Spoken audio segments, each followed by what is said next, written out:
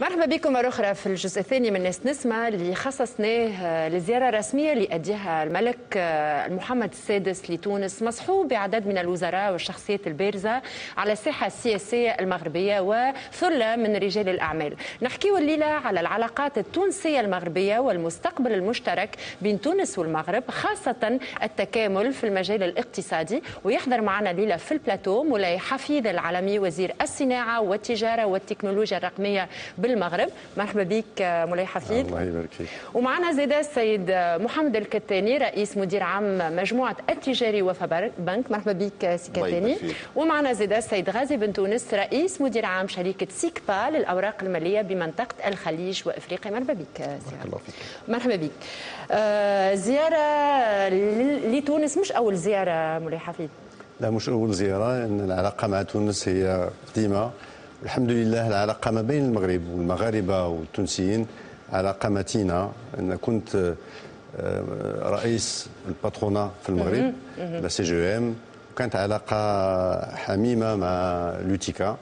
فجينا عدة مرات لتونس وكان حقيقة الاستقبال حار. Nous avons eu des réceptions extraordinaires que nous gardons dans nos mémoires depuis très longtemps. انت جبت على اتحاد الاعراف المغربي اللي انت كنت تترأسه، تو باش نرجع معك بعد ما نطرح نفس السؤال لضيوفي، خاطر عندك يعني ان باركور اتيبيك مولاي حفيظ لازم تحكي لنا عليه ويمكن يعطي فكره لبعض الناس في تونس. كتاني انت في تونس يعني قاعده تعيش التغيرات اللي تعيش فيها تونس وتواكب في الاحداث. شنو بالنسبه لك يعني اهميه الزياره هذه نتاع الملك المغربي والمجموعه اللي معه؟ احنا متواجدين بتونس الان هذه 10 سنوات، فانا تونسي ومغربي. والزياره الملكيه غادا تعطي واحد نقله نوعيه جد مهمه للعلاقات المغربيه التونسيه مع بعد استراتيجي، علما بان صاحب الجلاله عنده رؤيه للاندماج المغاربي والاندماج الافريقي. وفي هذا الإطار تنتوخاو إن شاء الله بأن هذه الزيارة تعطي انطلاقة جديدة وقوية للعلاقات المتينة ما بين البلدين. تنزيدوا نحكيو عليهم ونركزوا عليهم العلاقات هذوما. سي غازي، سي محمد الكتاني قال أنا تونسي مغربي، حتى أنت نجم نقولوا عليك تونسي ومغربي زيدا.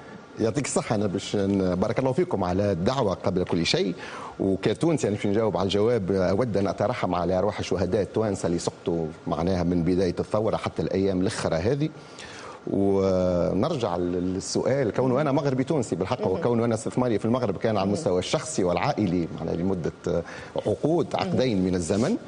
وخدمت في المغرب، كنت معناها في مؤسسة سينيال الانشورنس معناها الاسيورانس، وخدمت في التجاري وفا بنك. كنت من أول مدير عام اللي دخلت هنا المغرب معناها في تبديل البنك الجنوب إلى التجاري وفا بنك، وخدمت مدة 4 سنوات في تونس.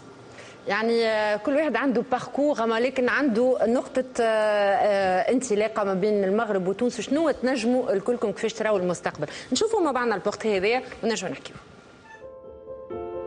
الأول مرة بعد الثورة التونسية وصل العاهل المغربي الملك محمد السادس لتونس في زيارة رسمية تنطلق اليوم وتتواصل الغرة جوان المقبل، وهي زيارة تطمح لتكوين آفاق جديدة في التعاون التجاري والشراكة الاقتصادية، الأمر اللي خلى شخصيات مهمة مغربية تحل ببلادنا قبل الزيارة متخصصة في المجال الاقتصادي على غرار وزير الصناعة والتجارة والتكنولوجيا الرقمية بالمغرب. Je suis Moulay Hafid Al-Alami, je suis marocain. J'ai fait toutes mes études au Maghreb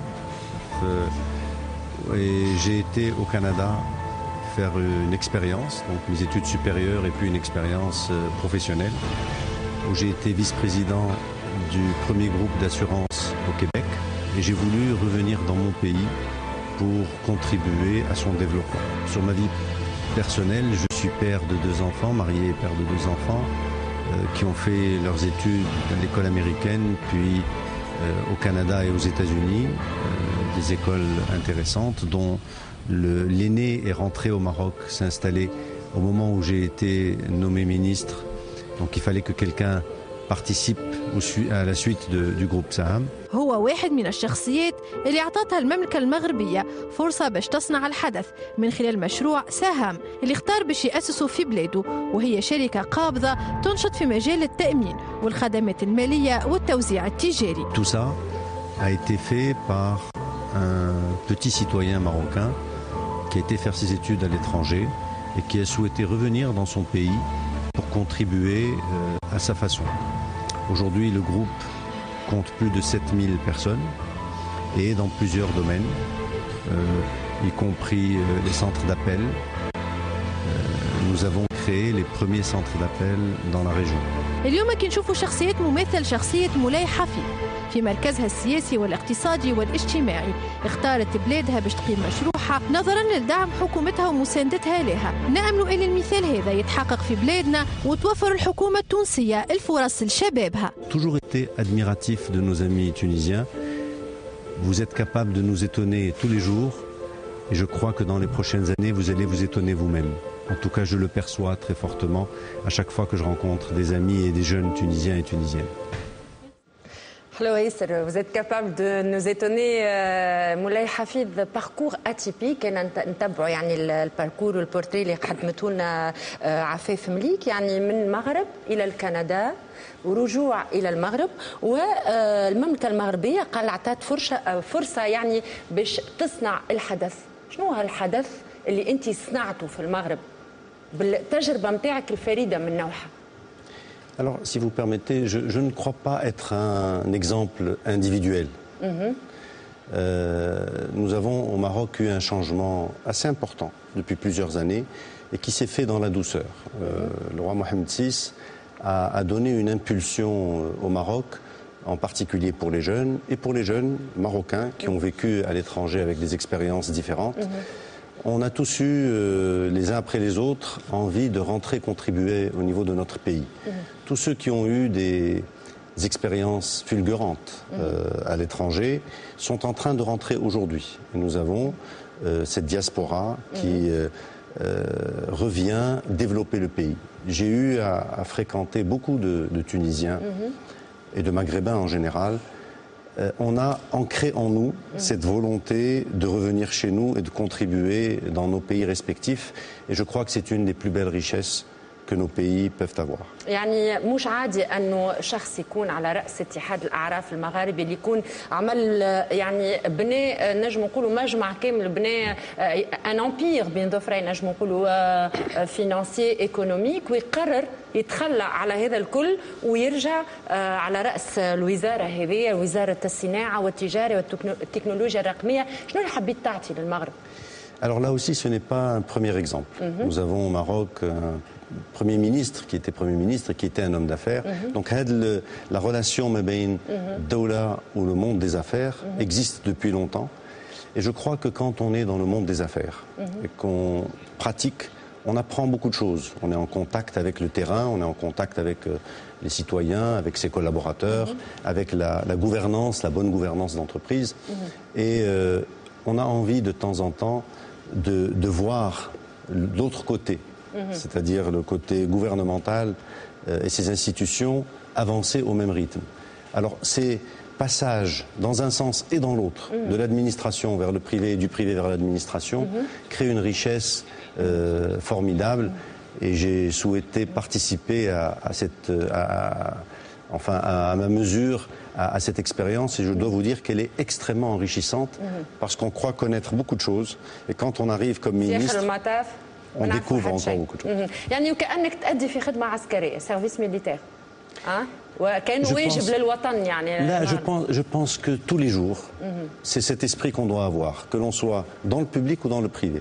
Y compris dans le privé, on doit avoir l'impression tous les jours de contribuer au développement de l'économie de son pays, et c'est essentiel. Je crois que mettre dos à dos les entreprises et le public, ce serait une erreur. Alors, et essayer d'éloigner ces deux populations, à mon sens, n'est pas créateurs de valeur. مولاي حفيظ كي واحد يكون في الخاص يعني دون لو سيكتور بريفي ديما يتشكى معناتها عنده شكايات للدومين بوبليك والطريقه التعامل تاع الاداره. توا انت يعني من الجانب الاخر شنو رؤيتك معناتها كيفاش ينجم يكون التعامل ورؤيتك هذه من جانب الحكومه الى الخواص؟ Alors, il est من الخواص. Je pense que les opérateurs économiques ont raison. Nous sommes en tant que public, parfois un peu lent, vu du côté du privé. Mais quand on regarde du côté du public, la responsabilité que ça constitue, la capacité ou la volonté d'avoir une équité envers un certain nombre de secteurs, d'entreprises, est assez complexe. Donc je pense que quand on traverse et qu'on passe de l'autre côté, on devient un peu plus indulgent, mais il ne faut pas trop, il ne faut pas devenir trop indulgent, parce qu'il faut garder sa capacité de transformation. Et ce que peuvent faire les gens du privé au niveau de l'administration, c'est contribuer véritablement à la transformation et à créer des canaux de communication entre les deux mondes. J'essaye, كنحاول tous les jours. وبكل صراحة أنت تحس روحك أكثر قريب من الخواص أو من معناتها من العام من السيكتور بريفي والسيكتور بوبليك؟ صراحة من الخواص. صراحة من الخواص ولو كنت dans le public, je pense que la démarche de l'une et de l'autre ne sont pas très différentes. Tous les jours, en tant que ministre, vous avez des décisions à prendre, des positions à prendre qui peuvent être positives pour certains, négatives pour d'autres. C'est la même position d'un chef d'entreprise. Je crois qu'il n'y a pas de grande différence entre les uns et les autres. Quand un chef d'entreprise est éthique et qu'il souhaite développer son pays, il ressemble beaucoup à un ministre normal. يعني et réciproquement. أن يلوموا عليك ولا أن عليك أنك ما تكونش أكثر متسيس ولا تكون أكثر من جانب الأعمال هذا ما يقلقش في أعمالك وأنت على رأس وزارتك؟ Je ne sais pas. Vu de mon côté, vu de moi, je ne pense pas que ça ait des effets très négatifs. On est obligatoirement politisé, même quand on est chef d'entreprise. Tout acte au quotidien de créer de l'emploi, de réduire ses effectifs, de combattre, ce sont des actes entre guillemets politiques. Eh bien, la même chose quand on est ministre, chaque acte, chaque décision a un impact sur la population, donc on peut la considérer comme politique. Mais l'essentiel pour moi, c'est d'apporter à son prochain un peu mieux que ce qu'il avait la veille. Et c'est ça l'essentiel, que l'on soit dans le privé ou dans le public. Et pour moi, c'est la plateforme commune entre les deux mondes. واضح. نرجع معك سي محمد كتاني وانت على راس يعني مجمع التجاري وفا بنك اللي هو موجود يعني في نجم نقولوا في 23 دوله وخاصه في افريقيا يعني 14 دوله افريقيه. مجموعه التجاري وفا بنك هي مجموعه مغربيه انطلق النشاط البنكي ديالها من 1904. هذه السنه غادي نحققوا ان شاء الله حفل ديال 110 سنوات. كل عام وانتم حيين بخير. الله يبارك فيك، الله يبارك فيك. احنا اقدم بنك بالمغرب. وهو التجاري وفا بنك بنك مندمج ما بين بنكين خاصين. الوفا بنك من جهه والبنك التجاري المغربي، واعطى بنك اصبح رائد في العمل الصيرفي بالمغرب. وانطلاقا من 2005 2006 انطلقنا في استراتيجيه على الصعيد الدولي بحكم حصه السوق اللي نتحكموا فيها بالمغرب. والحمد لله توفقنا في هذا المطاف، بحيث في 7 سنوات الاخيره اشترينا 13 بنك ب 13 دوله افريقيه. وكانت البدايه من تونس. وحنا نقولوا في المغرب عندنا مثل شعبي يقول تونس بالنسبه لنا عتبه مبروكه. حتى احنا نقولوا راه في تونس. اذا نفس المثل كانت عتبه مبروكه، لان الحمد لله الموارد البشريه زملائنا بتونس مع زملائهم بالمغرب حققوا معجزه، بحيث اننا اشترينا يعني بحيث اننا اشترينا بنك الجنوب من الدوله من الحكومه التونسيه، وكانت على ابواب الافلاس وما كانش عندها سمعه طيبه في السوق. والحمد لله الآن كل الشهادات لا الحكومية لا من البنك المركزي التونسي لا من زملاء التجاري بنك، زملائنا بتونس مع إخوانهم وأخواتهم المغاربة حققوا إعادة هيكلة البنك وإعطائها ديناميكية جديدة. وكانت هذه الانطلاقة تجربة ناجحة بالنسبة لنا لكي ننطلق الى استراتيجيه توسعيه بافريقيا. يعني برشا تجارب الليله في البلاتو، مولاي حفيظ تجربه يعني فريده من نوعها، تجربه اخرى من المجموعه التجاري وفا بنك نجم يكونوا امثله للمستقبل للعلاقات ما بين تونس والمغرب. سي غازي، كيفاش تقيم وتقدر اليوم يعني والملك محمد السادس يعني نعرف يقوموا بزياره ربما مستقبليه للعلاقات ما بين تونس والمغرب، خاصه فيما يخص المجال الاقتصادي والتجاري اللي يهمك انت، كيفاش تراهم؟ يعني اليوم ناقصين، نجموا نمشيو نطوروهم العلاقات هذم؟ والله ساعة قبل كل شيء نحب نرجع تعقيب على كلام سي محمد الكتاني معنا من المسؤولين الاوائل البنك التجاري بنك. وبهذه المناسبة معنا نتوجه بالشكر للزملاء اللي خدموا معايا في التجاري لهنا، ونشوف اللي المغرب لما معناها التجاري وفا بنك لما شريت البنكة في تونس كان عندنا قانون في تونس ما يسمحش للاخوان المغاربة يجيبوا اكثر من 6 مديرين، معناها ما عندهمش الحق. الاخوان في المغرب تفهموا القضيه، معناها انا نرجع زاد على تعقيب على كلام سيد الوزير واللي قال المغرب اعطات معناها فرصه للشباب. انا المغرب اللي جابتني لتونس باش نكونوا متفاهمين، معناها فرصه كشاب تونسي في ذاك الوقت كنت في كندا زادان وكنت في المغرب اللي وقع معناها استقطابي وجيت لتونس، وكنا 3 كان سي محمد الهيثمي وسي اليعقوبي وانا 3 معناها من الناس، والبنك وصل للنجاح مش ب3 هذم بالتوانسه اللي موجودين. معنى الاخوان المغاربه لما جاوا ما بدلوش نمط البنك، استعملوا الطرق الشفافه، طرق التسيير والحوكمه الرشيده في البنك، ومن خلالها البنك انطلق بولاده وبولاد تونس. وكانت المغرب في ذاك الوقت وحتى اليوم تلعب دور رئادي في معناها باك اوفيس نقولوا، وتعطي السوتيان. هذا معناها شهاده للكفاءات التونسيه اللي حققت الانتصارات وحققت معناها يكون اليوم بنك التجاري فيه السمعه اللي تواجد فيها اليوم. 2 نرجع بالنسبه للعلاقات التونسيه المغربيه، تعرف هي علاقات مؤثره في جانب اللي نسميه احنا لوما، فما بروتوكولات اللي كان لازمها تتفعل وما تفعلتش. العلاقه ما تفعلتش البروتوكولات، دخلنا في نطاق نتاع كونه نعملوا في علاقات ثنائيه، تونس المغرب، تونس الجزائر، تونس ليبيا. ولهذا لازمنا نربحوا احنا اليوم الشيء هذا ونقولوا العلاقه التونسيه المغربيه لازمها تكون علاقه ايجابيه وفيها دعم كثير لازم يكون. علاش؟ باش المنطقه اولا تتقدم. احنا اليوم الهدف نتاعنا اللي كل بلاد وحدها ما عندها وين توصل، المغرب وحدها ما عندها وين تمشي، تونس وحدها ما عندها وين تمشي، وحنا نشوفوا. وزياره جلاله الملك تجي معناها في ضمن الشيء هذا الكل، لكونه اولا نشكر الاخوان المغاربه اللي جاوا وحضروا رغم الحاله معناها نتاع الامن في البلاد اللي هما جاوا، هذا دعم لتونس كبير. وراو احنا الدعم هذا زاد كان على المصادقه على الدستور، الامير مولاي رشيد حضر وهذا دعم لتونس، معناه يبين حب المغرب لتونس والعلاقه التونسيه المغربيه نشهد عليها. انا خدمت في المغرب وحاليا معناها بحكم تواجدي في المغرب اللي معنا على رئيس شركه سيكبا السويسريه الاوراق الماليه اللي احنا شريك البنك المركزي المغربي لمده 40 سنه. ونزيد نشكر الاخوان المغاربه على الدعم اللي اعطوه لنا في المغرب كشركه اللي خلقنا فيها مواطن عمل، واللي التجاري وفا بنك ماشيه معنا في افريقيا الكل. لكن في تونس قدمنا معناها ملف عنده 3 سنين هو في طي. اتوا نشوفوا اليوم، اتوا نشوفوا غدوه، رقم اللي احنا الشركه نتاعنا تعهدت كشركات تجيب دعم للحكومه التونسيه، استثمار 50 مليون اورو في تونس وخلق اكثر من 200 موقع شغل. اللي المغرب استجاب لهذا الشيء واللي دعمنا في هذا الشيء. وهذا ان شاء الله فهمتني حتى الرساله هذه وان شاء الله التقارب يخلي الاخوان في تونس وخاصه على مستوى دراسه الملفات يكونوا اكثر واقعيه واكثر استجابه. الاخوان في المغرب اليوم يتصرفوا بالطريقه هذه، ونعرفوا احنا في المغرب زاده صارت ثوره مهنوه، لكن الثوره صارت من التسعينات وهي جايه، صارت من التسعينات. الاداره تفعلت، تبدلت قوانين، تبدلت استقطاب سيد الوزير اليوم رجال اعمال واحنا تلاقينا معاه كرجل اعمال يعطي حافز جديد معناها ويعطي تطور جديد معناها للعقليه وللنظره اللي حتى احنا نجم نستوخاوها.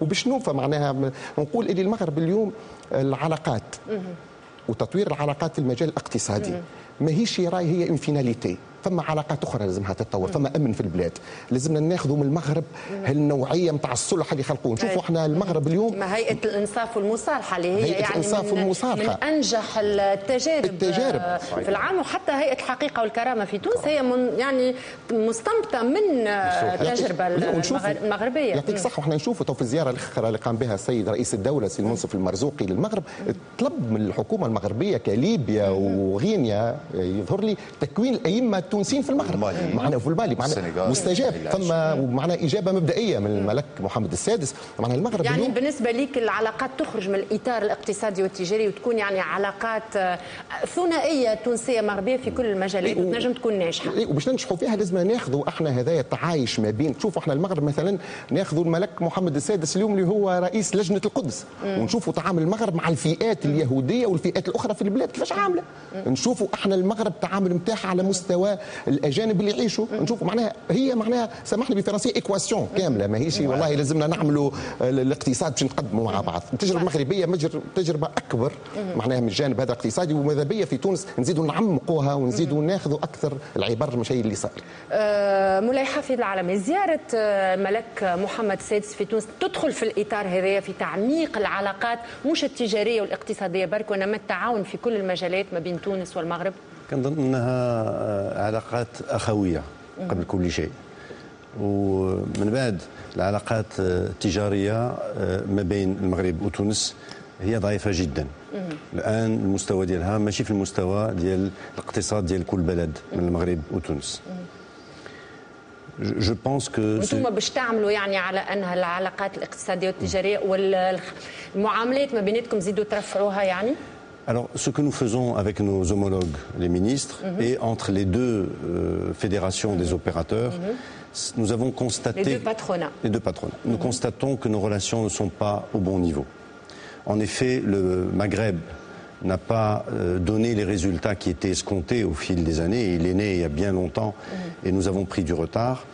Nous ne commerçons pas entre nous plus que 3% d'échanges, ce qui est extrêmement faible. L'Europe est à 60% pour avoir un chiffre équivalent. Donc la relation entre le Maroc et la Tunisie est tellement forte. Nos deux pays sont en train d'évoluer économiquement. La Tunisie a eu un petit moment d'arrêt, mais Inch'Allah, le redémarrage, nous le percevons. Le pays est en train de repartir. Et il est essentiel qu'entre les deux pays, on puisse se rapprocher. Je voudrais vous donner un petit exemple. C'est Mohamed El-Ktani, président Tijari Wafa Bank, a fait allusion tout à l'heure. Lorsque je reviens à une expérience personnelle de mon groupe, lorsque j'étais une compagnie d'assurance au Maroc, je ne bipais sur aucun radar dans le monde.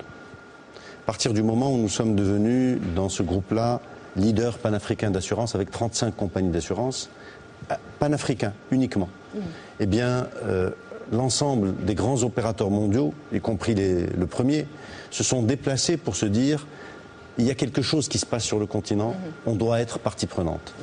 Je voulais simplement passer le message.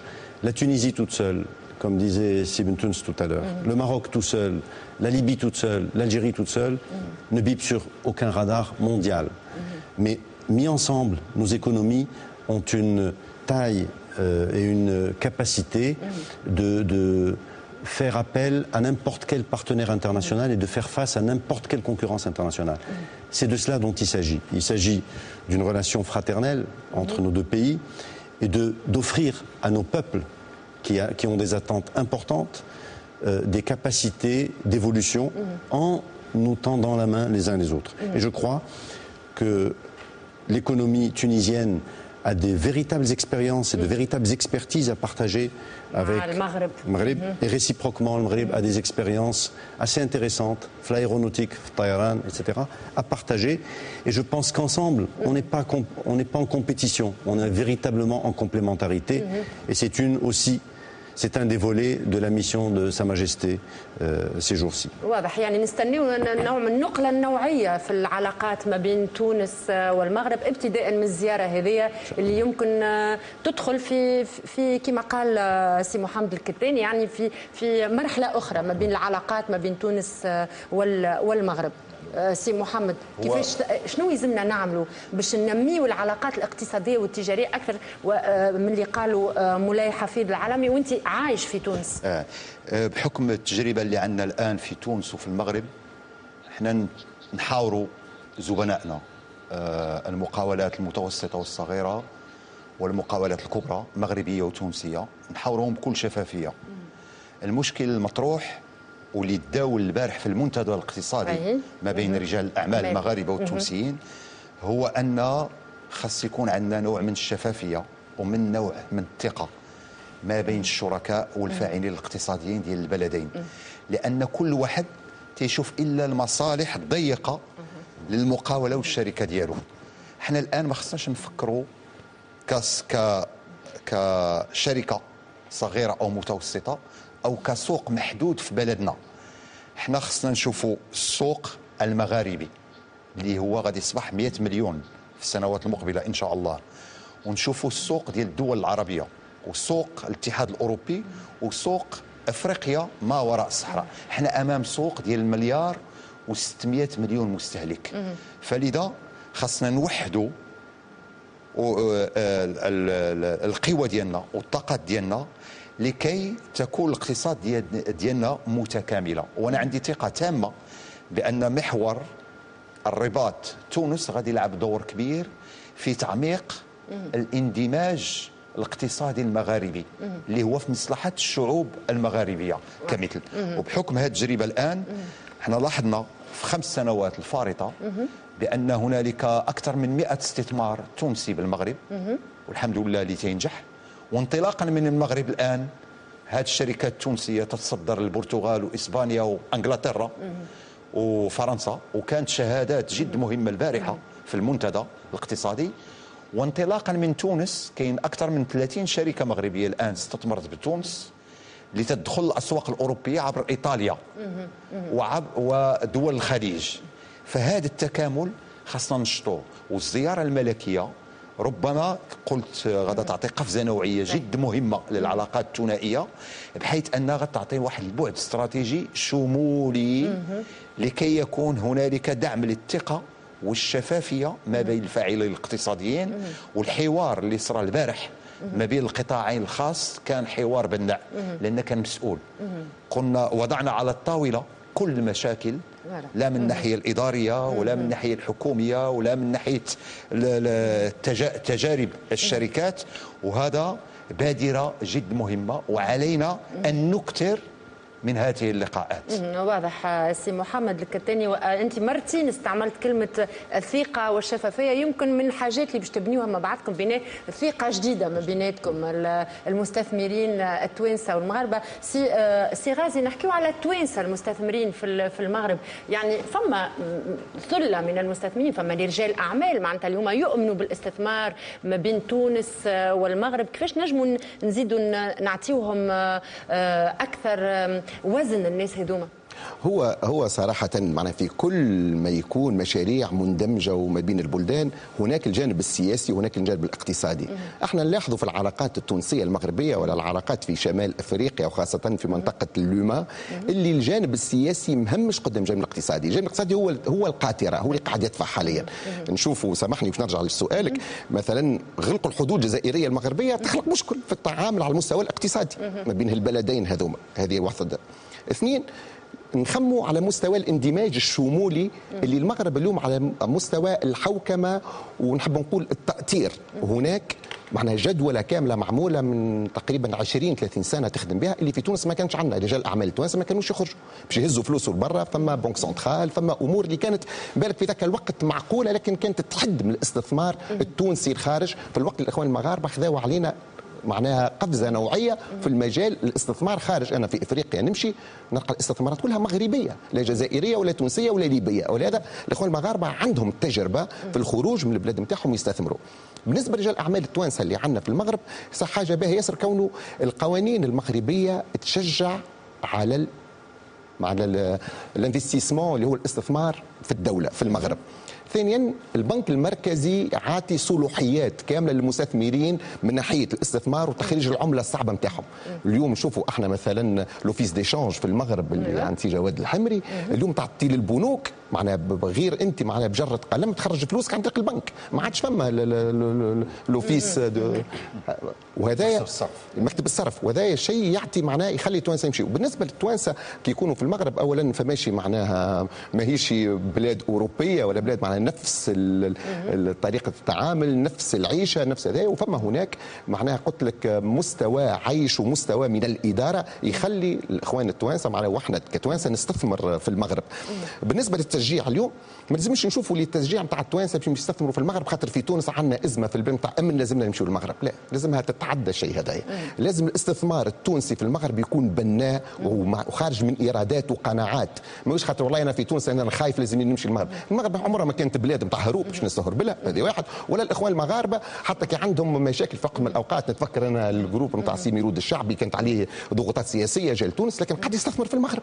فما حتى مشكل. وهذا لازمنا نظره شموليه، نظره شموليه اكثر تكامل. ويمكن فما بعض القوانين لازمها تتغير من الجانب هذا والاخر كيف باش يكونوا المعاملات ما بين تونس والمغرب مش كل المعاملات. وحاجه اخرى لازمنا نعملوا تشخيص ايش صار. عندنا احنا معاهده مراكش تاع المغرب العربي، عندنا معاهده اكادير ما ننساوهاش، وعندنا معاهدات ما بين في اللجنه الثنائيه التونسيه المغربيه اللي تتم على مستوى وزراء الحكومه، وحاليا معناها الحكومات الدوكيومنتاليه كل حضروها. لازم نعملوا تشخيص ونشوفوا شنو اللي مشى وشنو ما مشاش. ما نقدروش كل مره نتلاقاو باش نقولوا والله باش نعملوا شنو. لازم نعملوا تشخيص دياغنوستيك ونشوفوا شنو اللي نجحنا فيه واللي ما نجحناش فيه، ونحاولوا نرتب الامور نتاعنا على خاطر هذه امور مصيريه كما قلت. ونرجع كلام سي محمد، اليوم المغرب العربي 90 مليون ساكن. اليوم من ناحيه البي بي في المغرب العربي 425 مليار دولار اللي هو قبل جنوب افريقيا وقبل نيجيريا. ولهذا السوق مهمه كثيره غير على المستوى المغاربي قبل ما نحكيو على افريقيا. احنا نحبوا نستثمر في افريقيا لكن ما دام ثم حاجه مهمه ياسر اللي كونه الاستثمار في ليبيا وفي الجزائر وفي تونس والمغرب مازال ناقص. غير هذه السوق هذه نتاعنا نخموا على اللي هي المستقبل باش يكون افريقيا على كل حال. المستقبل كل الخبراء وكل السياسيين يقولوا معناتها المستقبل في افريقيا يمكن يلزم علاقات ثوريه عليماج دو سكا فيكو لا تونيزي، يمكن علاقات جديده من نوع لكن ثوريه مؤثره من المدة ثوريه نخرج في المعنى هذا جوستومون. مولاي حفيظ العالمي، نحكيو على العلاقات ما بين رجال الاعمال، نحكيو على السياسات، نحكيو على حكومات، ولكن خممتوا يعني فكرتوا في الشعوب ما بين شنو باش يستفيد الشعب التونسي والشعب المغربي من هذا معناتها اللي قاعدين تبنيو فيه؟ La mission en tant que ministre, c'est exclusivement de s'occuper des peuples. Donc je pense que à la fois les ministres tunisiens et les ministres marocains ne regardent un rapprochement économique que s'il est créateur de valeur, chacun pour son peuple. Évidemment, comme il a été dit depuis tout à l'heure, le rapprochement de nos économies crée de la valeur, crée de la capacité et donc de l'emploi pour nos pays. Je pense personnellement que la mission que nous devons tous avoir, c'est la création d'emplois pour l'avenir. Le problème que nos pays risquent de vivre encore davantage à l'avenir, c'est la capacité de créer de l'emploi chez nous. Aujourd'hui, si on prend pour les 10 prochaines années, je prends le cas de la Chine, il y a une évolution qui est un concurrent, c'est l'usine du monde, qui est un concurrent important pour le monde entier. Eh bien, les salaires ont fait une évolution substantielle qui fait qu'aujourd'hui, nous avons des salaires en Chine qui sont supérieurs aux salaires tunisiens et aux salaires marocains.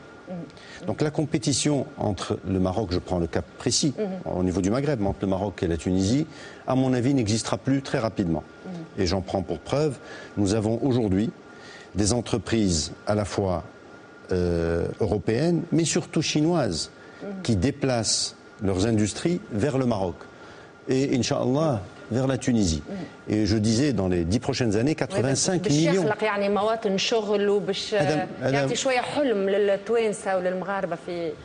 Un chiffre important, la Chine, dans les 10 prochaines années, va ressortir 85 millions d'emplois de la Chine vers le reste du monde.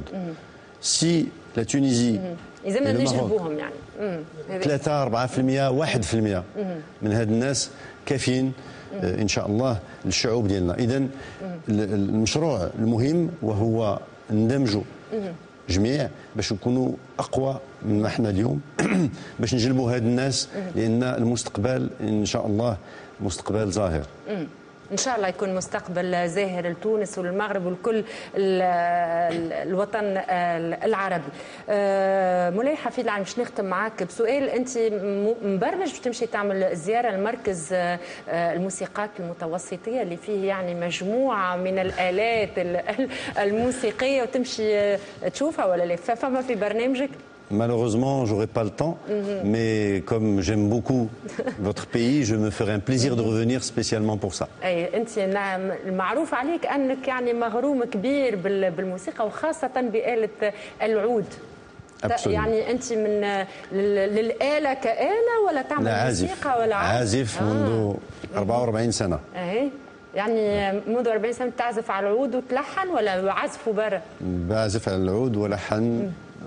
يعني هذا مهم للشعوب العربية باش يبقى عندهم جذور مهمة في الثقافة العربية، وأظن أنها الموسيقى مهمة جدا في ميدان الثقافة ويبقى عندنا علاقة مع الشعوب ديالنا. Vous êtes un collectionneur de luth? Je crois en avoir une bonne collection. En effet, قداش تقدرها قداش الكوليكسيون تاعك فيها من آلة؟ 42. من هلا 42 آلة خليوا لك الوقت كل يوم تغزر لهم هكا شوية وتحسب الأرقام. Ça fait rêver et ça repose en tout cas. On a besoin, on dit que la musique adoucit les mœurs et c'est essentiel dans notre vie d'avoir des moments de paix et de se recentrer sur soi-même et la musique est importante dans ce domaine. واضح. جست كلمة الختام معك سي محمد كتاني. سي غازي كلمة أخيرة يعني الناس تسمع فينا. احنا بالنسبه للمشاهدين المغاربيين قمنا بعمليه استثمار بتونس والحمد لله كانت عمليه ناجحه، وحتى في اطار الثوره رفعنا من وتيره الاستثمار وحققنا الحمد لله نمو في النشاطات ديالنا، والان داخلين برنامج لمساعده المقاولات المتوسطه والصغيره التونسيه كما نفعل بالمغرب وكما نفعل في الدول الإفريقية، لأن الهدف الأول والأخير بالنسبة لنا هو خلق فرص الاستثمار عبر تمويل الاستثمارات، فرص الشغل لشبابنا. هذا هو يعني pour aller dans le même sens que ce que disait monsieur le ministre سي غازي. ذولي متفائل معناتها متفائلين الكل. لا يعطيك الصحة، أنا متفائل وما نجمش زاد معنا نختموا اللقاء من غير ما نعطي نظرة صغيرة على دبي اللي نعيش فيها اليوم والتجربة. أي والتجربة في دولة الإمارات خاصة المستوى الخليجي لازمنا زاد نستنبطوا منها حاجات. نشوفوا اليوم مجموعة التعاون الخليجي كيفاش وصلت لمستوى معين تخلي الشعوب تمشي من غير باسبورات تتحرك مع بعضها، تخلق نوع من الاندماج الاقتصادي مهم. لازم ناخذوها زاد النظره هذه بعين الاعتبار في البلاد، وان شاء الله نتمناو معناها زياره ميمونه ان شاء الله لجلاله الملك محمد السادس، وان شاء الله تتجسم معناها بقرارات مهمه لصالح المجموعه الوطنيه خاصه في تونس والمغرب. واضح. شكرا لك سي غازي بن تونس، شكرا لك سي محمد الكتاني مولاي حفيد العالمي، شكرا لكم ضيفنا الليله في نسمه، شكرا لكم الكل اللي تابعتونا اليوم في ناس نسمه.